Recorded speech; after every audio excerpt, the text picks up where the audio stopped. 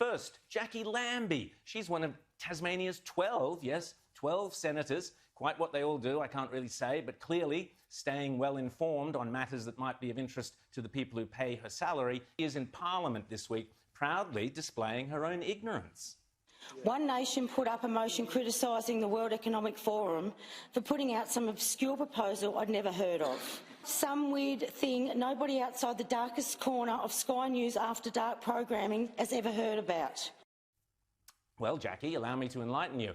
First up, although I am delighted to appear on Sky News After Dark and even to appear on the darkest corners of Sky News After Dark, I have been talking about the Great Reset for the last couple of months here on Outsiders, which is in fact a daytime show. Indeed, it is the #1 rating show on all of Sky News daytime every single week. So please, when you're trying to insult people, it does help if you are at least a teensy bit accurate. Secondly, as I would hope you're aware, Australia is a high-paying member of the United Nations. We are a member of the International Monetary Fund, and the Australian taxpayer spends a fortune sending top politicians and public servants year in, year out in luxury style to attend the World Economic Forum in Davos to help map out global economic structures. It was Matthias Corbyn at the beginning of this year. On top of which, Prince Charles is our future monarch. So when these four extremely powerful and influential bodies line up to tell us what they are planning for our economic future, it's worth maybe just paying a little attention.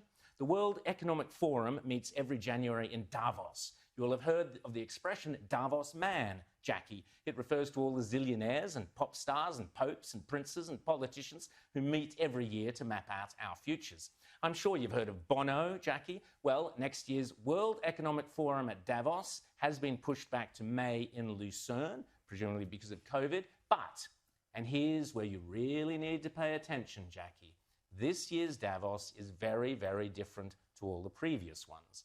The World Economic Forum, along with the United Nations, along with the International Monetary Fund, and along with any number of prominent globalist organisations and powerful individuals, including Prince Charles, together have jointly promised that the 2021 World Economic Forum will be used to introduce, via a vast network of connected big tech corporations, online activist movements and compliant local and national governments, something they call the Great Reset. This isn't some Sky After Dark fantasy conspiracy theory, Jackie. It is a global commitment they have made to use the panic and fear generated by the coronavirus as a means to reshape all our economies and laws and move to a new form of capitalism that focuses on net zero emissions.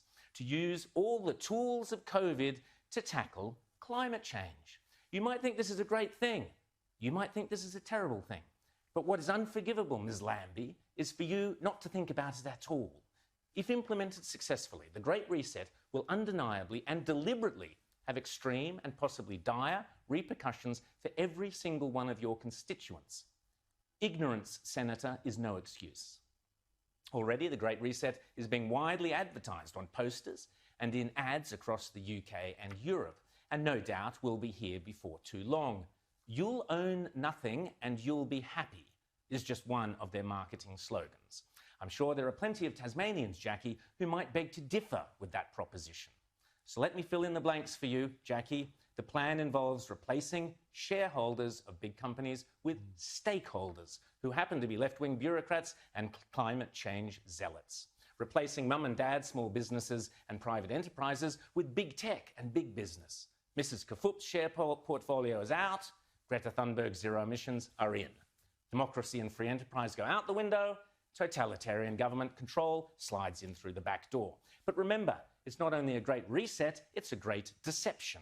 Because in order to get everyday people like you and me, Jackie, to surrender many of the rights and freedoms we currently take for granted, the repeatedly stated aim of these organisations is to deliberately use COVID as an excuse, to use all the political and authoritarian tools, as Prince Charles puts it, that are currently being used around the world to eradicate the virus, such as lockdowns, exclusion zones, forced closure of businesses, heavy fines, making protesting illegal, and so on, but now to eradicate carbon emissions. Those behind this scheme are adamant that there can be and never will be a return to normal, that life will never again be what it was prior to COVID. That is why they constantly talk about the new normal. But remember, Jackie, this is not me saying this, lurking in the darkest corners of Sky News After Dark. This is them saying it, the people with the power and the means and the obsessional desire to do it.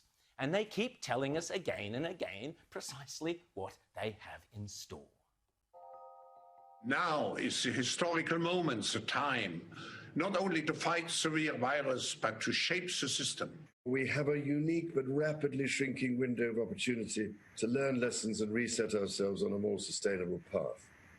It is an opportunity we have never had before and may never have again. So we must use all the levers we have at our disposal, knowing that each and every one of us has a vital role to play.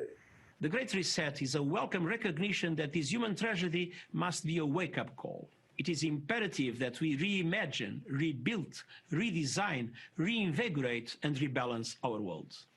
Rebalancing investment, harnessing science and technology, and advancing the transition to net zero emissions, all elements of the Great Reset, are fundamental to building the future we need. And if it's still not clear, Jackie, maybe Santa could pop this little gem into your Christmas stocking. The book written by World Economic Forum boss Klaus Schwab himself, setting out precisely how the most powerful forces in the world are lining up to use the COVID-19 crisis as a pretext for introducing a new climate change-focused one world economy that will strip away property rights and basic democratic rights. They are not hiding this stuff, Jackie. They are shouting it from the rooftops. Even more reason why your ignorance is inexcusable. Indeed, here's Prince Charles only a couple of days ago wearing a poppy and disgracefully using the symbolism of Remembrance Day to push this same eco-fascist, globalist, totalitarian agenda. With the urgency required, I hope, ladies and gentlemen, you will join me to drive a new Marshall-like plan for nature, people and planet, led by the private sector, to align our collective efforts and resources for the highest possible impact. We need a shift in our economic model that places nature and the world's transition to net zero at the heart of how we operate, prioritizing the pursuit of sustainable, inclusive growth in the decades to come. There is hope that we can transform the situation, but I'm afraid we are literally at the last hour, and there is real urgency for action. Literally at the last hour, a bit of hyperbole. On a side issue, Prince Charles is now acting in a flagrantly political manner, aligning himself with a global political and business agenda reeking of oligarchies and fascism. This makes Prince Charles clearly unfit for the role of monarch of Britain or Australia, and the Queen must remove him now from the line of succession. This has gone far beyond a joke, and Prince Charles is now no better than the repellent Extinction Rebellion activists who likewise desecrated Remembrance Day by using it for their own shoddy global warming activism.